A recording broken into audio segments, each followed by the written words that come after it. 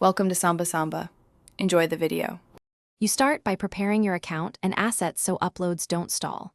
Open your verified Getty contributor dashboard, then make sure you have high-resolution JPEG or TIFF files in RGB with accurate color profiles. This prevents automatic rejection. Once done, gather signed model and property releases and name each release to match the corresponding image file. Make sure file names are clear and unique. This reduces back and forth and speeds approval, because Getty checks metadata and legal clearances before accepting content. Next, you upload and add metadata with care because discoverability and licensing depend on it. Drag files into the bulk uploader, keeping batches manageable. If you hit errors, switch to smaller batches.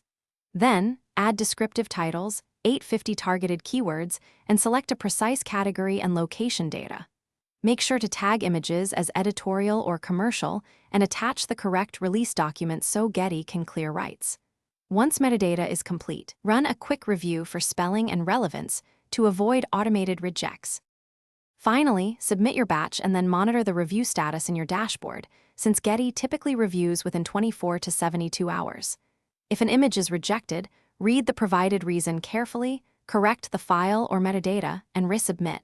You'll save time by fixing the specific issue rather than guessing. Make sure you keep local version backups and track accepted images and earnings. One key troubleshooting tip: if uploads fail repeatedly, clear browser, cache, or switch to another browser, and try smaller batches to isolate the problem. Thanks for watching. Consider subscribing if we helped you.